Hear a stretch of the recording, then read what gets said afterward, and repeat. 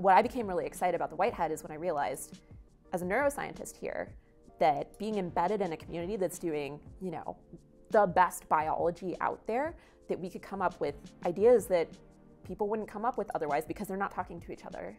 I'm Allison Hamilos. I'm a Whitehead Fellow at the Whitehead Institute.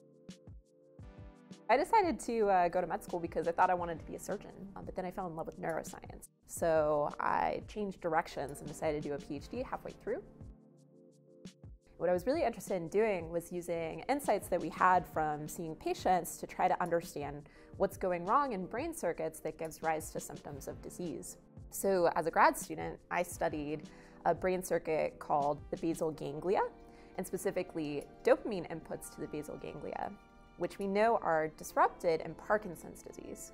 When you learn about Parkinson's, you learn, oh, it's a movement disorder. Not only do patients feel slowed down and have slow timekeeping, slowed movements, but they also feel slowed down cognitively, as though it's difficult for them not just to initiate movement, but to initiate even a thought.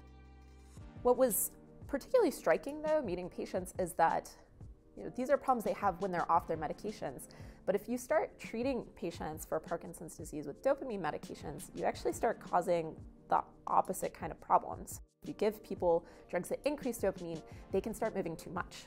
And they start making what appear to be sort of random movements, too frequently, too quickly, too diverse. What was really interesting is as you meet patients that are going through that, you realize there are other clinical conditions that actually have those symptoms at baseline. Conditions like bipolar disorder in the midst of mania. These diseases, even though we think of them as totally different and they're treated by completely different types of doctors, are actually more similar in the sense that they all have perturbations in brain mechanisms that make us spontaneous in different domains, cognitively, in the sensory domain, as well as in the motor domain. What's really striking is that all of these conditions that seem to be on this axis of spontaneous behaviors, they're linked by dopamine.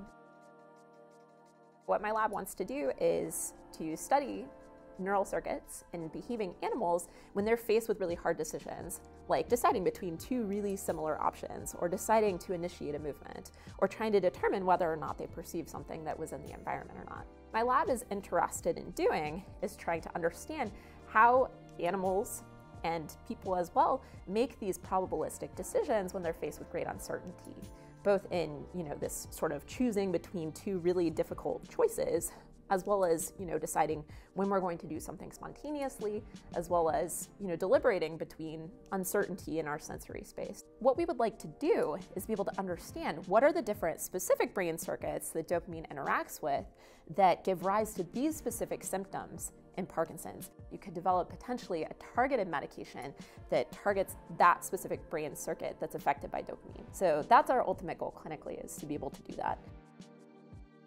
I think one thing that's really special as a fellows lab is that these are very small labs.